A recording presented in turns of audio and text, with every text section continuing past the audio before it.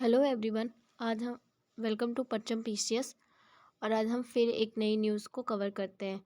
तो हाल ही में हम बात करें तो पाकिस्तान की आर्थिक कंडीशन जो कि बिल्कुल भी सही नहीं है। वहाँ पर आर्थिक संकट आ चुके हैं और पाकिस्तान को क्या करना पड़ रहा है कि वो अपने जो भी सरकारी एक तरह से संस्थाएं मान सकते हो तो उन्हें बेच रहा है। जैसे अभी हम बात करें तो जो यूएई जो संयुक्त अरब अमीरात को बेचा है फौजी फाउंडेशन। वहीं पर अब क्या कर रहा है कि जो बैंकें या होटल या अन्य जो भी संस्थाएं हैं उन्हें भी बेच रहा है। जैसे कि अगर हम बात करें तो पाकिस्तान जो एयरप्लेन है या हम कहें तो हाँ एयरप्लेन या उसे भी बेचा जा चुका है।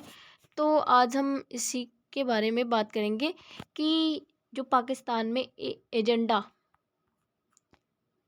एजेंडा 5 क्या है और इसके तहत क्या क्या योजनाएं बनाई गई हैं। तो हम बात करते हैं तो जो शहबाज शरीफ है उन्होंने एजेंडा 5 के बारे में बताया। पहले उन्होंने बेची एयरलाइंस और कतार में खड़े किए हैं बैंक और होटल और भी बहुत सारी चीज़ें। तो न्यूज़ ये है। खबर क्या है तो पाकिस्तान के प्रधानमंत्री शहबाज शरीफ ने बताया है कि जो सरकारी संपत्तियों को बेचने की 5 जो कि 5 पॉइंट योजनाएं बनाएगी जिन्हें एजेंडा 5 के नाम से जाना जाता है और इन्हें भी लागू किया गया है। पहले उन्होंने क्या किया है कि पाकिस्तान जो कि इंटरनेशनल एयरलाइन को बेचा है और फिर अब बैंक होटल ऊर्जा कंपनियां व रियल इस्टेट जो कि कतार में लगे हुए हैं इन्हें भी बेचेंगे।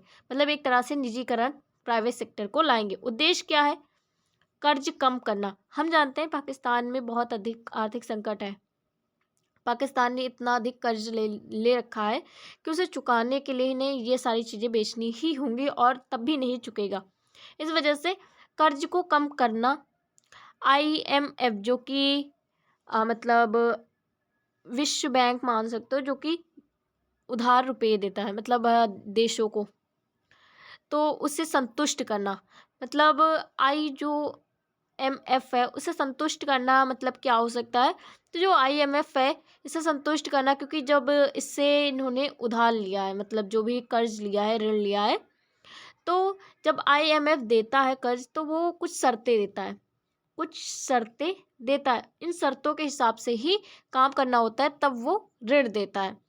तो जो आईएमएफ है उसे संतुष्ट करना वो कुछ सारी शर्तें देता है कि आप ऊर्जा में ये कार्य करो, आप है उद्योग में इस तरह से करो, आप अपने देश की अर्थव्यवस्था को किस तरीके से बढ़ाओगे, कैसे गरीबी को मिटाओगे, कैसे बेरोजगारी को हटाओगे।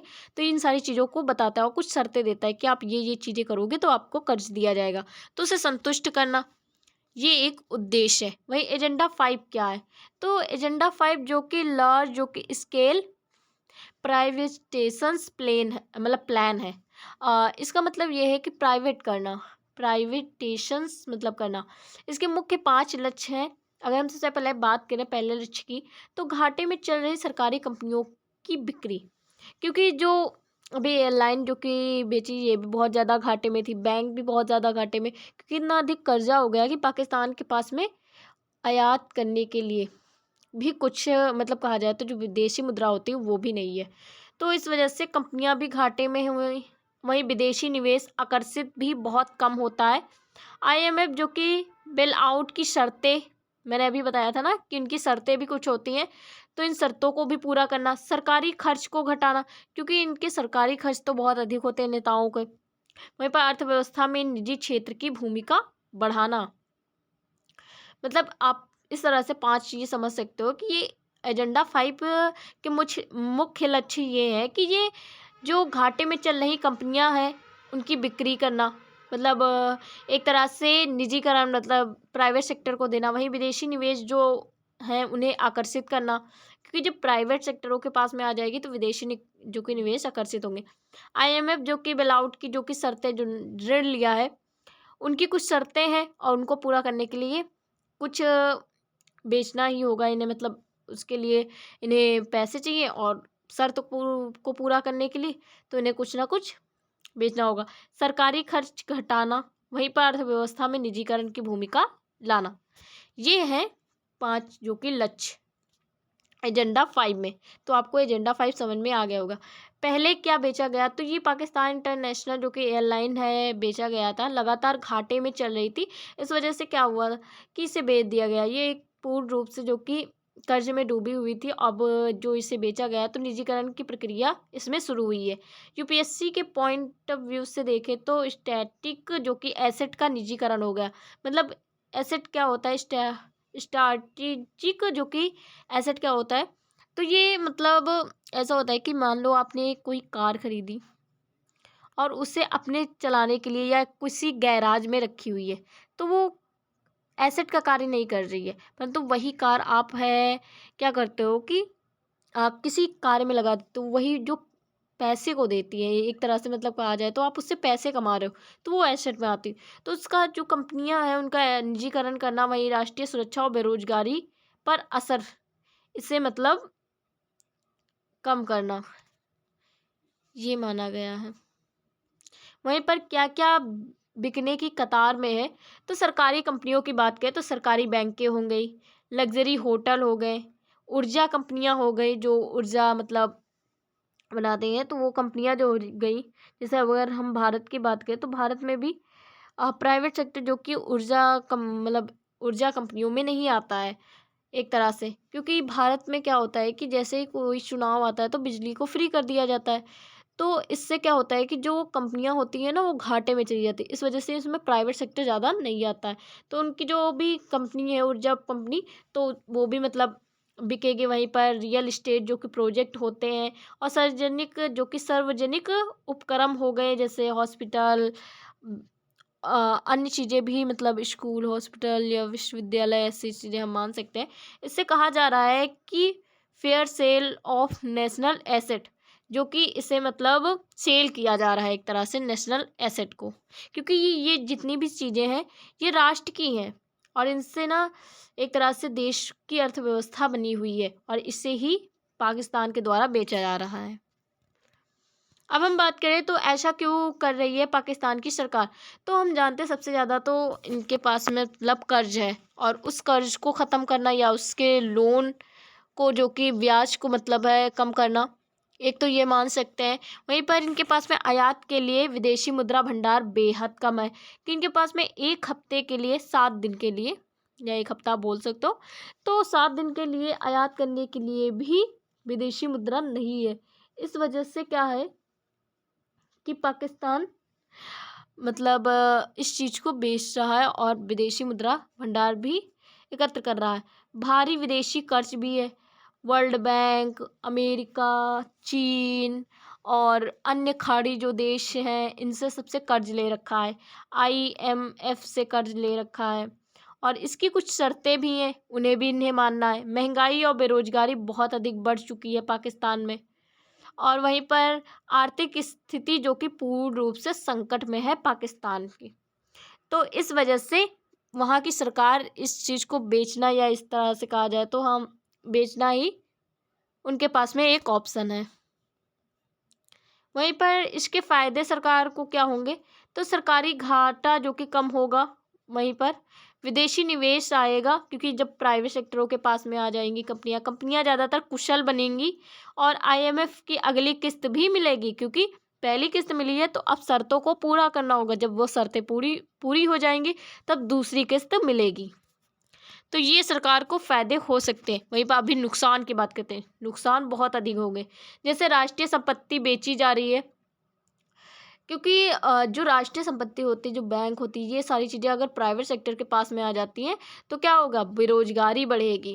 क्योंकि जो प्राइवेट सेक्टर है वो जो भी मतलब कंपनियों को बेचा जाएगा तो वो अपने हिसाब से है लोगों को चुनेगी, और इससे जो इनके काश वो बाहर से लोगों को बुलाए और देश के लोगों का इस्तेमाल ना करें, तो बेरोजगारी बढ़ेगी, विदेशी कंपनियों पर दबाव भी बढ़ेगा।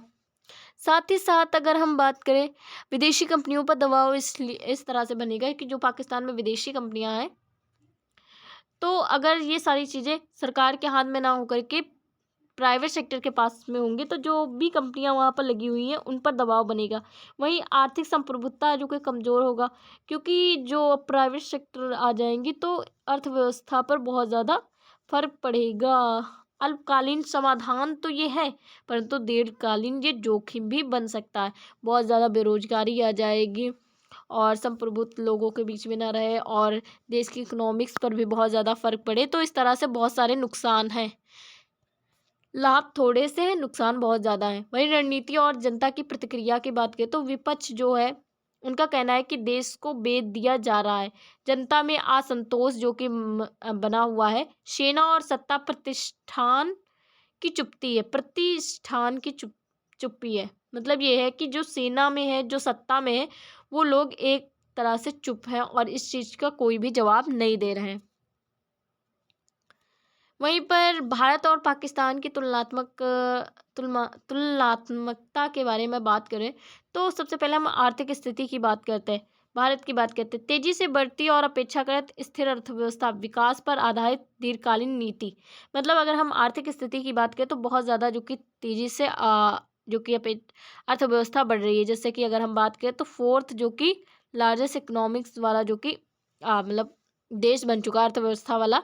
और विकास पर आधारित दीर्घकालीन नीतियां भी भारत के पास में। वहीं पाकिस्तान की बात करें तो गहरे आर्थिक संकट से जूझती जो कि अर्थव्यवस्था है भारत की। वहीं पर 19 ट्रिलियन है ट्रिलियंस, वहीं पाकिस्तान की 1 ट्रिलियंस, हाँ $1 ट्रिलियन है अर्थव्यवस्था। वहीं संकट प्रबंधन पर आधारित अल्पकालीन नीति भी है, क्योंकि ये किसी न किसी सेक्टर को बेच दे रहे हैं और अल्पकालीन सुविधा मतलब है एक तरह से पा रहे हैं, परंतु दीर्घकालीन जोखिम इनके में बढ़े जा रहे हैं। तो ये तो अर्थव्यवस्था की स्थिति में तुलना हो गई।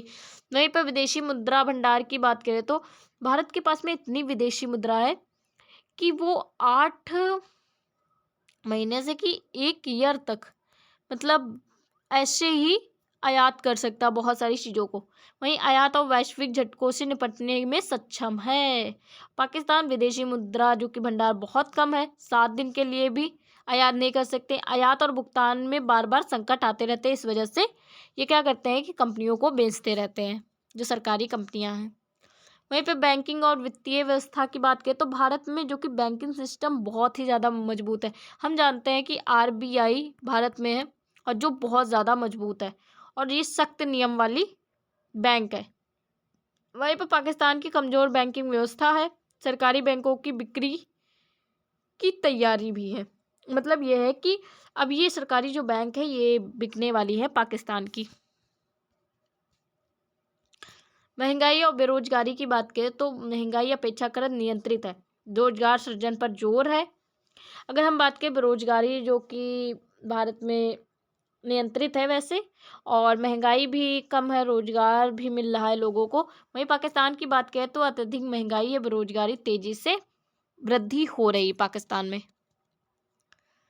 अब हम लोकतांत्रिक स्थिरता की बात करें तो लोकतांत्रिक हमें पता है कि पाकिस्तान का बिल्कुल भी सही नहीं। अपेक्षाकृत हमारे देश में लोकतंत्र जो कि मजबूत है संस्था है और नियमित जो कि चुनाव होते रहते हैं और सत्ता में कोई ना कोई दल आता रहता है। वहीं पर हम पाकिस्तान की बात करें तो राजनीतिक अस्थिरता, इमरान खान वो प्रधानमंत्री था, उसकी सत्ता गिरा करके जो कि अन्य कोई आ गया सत्ता में। तो बार बार सरकारों में बदलाव आते रहते हैं, यहाँ पर सेना का प्रभुत्व चलता है। वहीं अब हम बात करें सेना की भूमिका को लेकर के तो भारत की सेना जो कि संवैधानिक जो संविधान पर चलती है और राजनीति और अर्थव्यवस्था से दूर रहती है, उसका ना राजनीति से कोई कार्य है ना अर्थव्यवस्था से कोई कार्य है, वो सिर्फ और सिर्फ देश की रक्षा करती है। परंतु पाकिस्तान की अगर हम बात करें तो सेना राजनीति और अर्थव्यवस्था इन सब में प्रभुत्व रखती है। वहाँ के प्रधानमंत्री यहाँ के प्रधानमंत्री की कोई वैल्यू नहीं होती, वहाँ पर सेना की वैल्यू है। सेना की वैल्यू है पाकिस्तान में। नीति निर्धारण में हस्तक्षेप, हर एक चीज में सेना हस्तक्षेप करती है। अब भारत पर क्या प्रभाव पड़ेगा तो भारत जो कि क्षेत्रीय आर्थिक अस्थिरता देखने को मिलेगी, क्योंकि जो बात करें जो पाकिस्तान वाला एरिया है उस वजह से। वहीं पर दक्षिण एशिया में निवेश के जोखिम भी बनेंगे, क्योंकि एक तरह से बहुत सारे जो कि कंपनियों के पास में मतलब पाकिस्तान की जो भी सरकारी संस्थाएं हैं वो हो जाएंगी और भारत का निवेश करना इसमें थोड़ा सा जोखिम हो सकता है। भारत पाक जो कि आर्थिक अंतर और बढ़ेगा, क्योंकि भारत के साथ में अगर देखा जाए तो पाकिस्तान के रिलेशन अच्छे नहीं हैं। तो ये अगर और मतलब है कंडीशन बुरी होती पाकिस्तान की तो आर्थिक अंतर और ज़्यादा बढ़ जाएगा। भू राजनीतिक असंतुलन जो कि ये भी बहुत ज़्यादा रहेगा। वहीं विदेशी कर्ज और आईएमएफ के दबाव को समझे तो इसमें पाकिस्तान पर विदेशी कर्ज लगभग बढ़ता जा रहा है, क्योंकि वो इतना अधिक कर्ज ले रहा है। पिछले कुछ वर्षों में 14% की वृद्धि भी हो चुकी है। आईएमएफ की सहायता से मिलकर के जो दिवालियापन से कुछ राहत मिली है। मतलब ये है कि जो आईएमएफ है ये कुछ ना कुछ ऋण दे दिया करता है पाकिस्तान को, जिससे कि पाकिस्तान क्या होता है कि दिवालियापन होने से बच जाता है। लेकिन लंबे सुधारों की आवश्यकता बनी हुई है। मतलब अल्पकालीन तो सहायता मिल जाती परंतु दीर्घकालीन नहीं मिलती। इसी आईएमएफ कार्यक्रम की शर्तों के तहत बड़ी सरकारी उपक्रम बेचने के दबाव बन रहे हैं, क्योंकि आईएमएफ तब कर्ज देता है जब आप उसकी शर्तों को मानते हो। वो अगर कहेगा कि देश में ये करना है तो आपको करना ही होगा। तो उसी तरह आईएमएफ ने क्या कहा है कि पाकिस्तान में कुछ सुधार के लिए कहा है, तो शर्तों को मानने के लिए दूसरी किस्त आईएमएफ की जो की आ जाए तो पाकिस्तान जो कि इन उपक्रमों को सरकारी उपक्रमों को बेच रहा है। वहीं निष्कर्ष की बात करें तो एजेंडा 5 जो कि आर्थिक मजबूरी का परिणाम है, क्योंकि पाकिस्तान की जो आर्थिक कंडीशन है वो बिल्कुल भी सही नहीं। आईएमएफ पर निर्भरता नीति स्वतंत्रता में कमी होगी। अगर आप आईएमएफ पर निर्भर हो तो आप नीति स्वयं से नहीं ले सकते, अपने ही देश की उनके ही हिसाब से चलना होगा। वहीं प्राइवेटेशंस तभी सफल होगा जब क्या होगा, पारदर्शिता होगा। जो निजी मतलब कंपनियां हैं उनमें सामाजिक सुधार भी होगा या सुरक्षा भी होगी, और दीर्घकालीन योजनाएं भी बनाएंगे जिससे देश का फायदा हो। परंतु क्या ऐसा होगा? इसका कोई मतलब क्लियर नहीं है कि हाँ ऐसा होगा। और पाकिस्तान की अर्थव्यवस्था को बढ़ाएंगे वही प्राइवेट सेक्टर। आज के लिए इतनी ही video. Thank you for watching.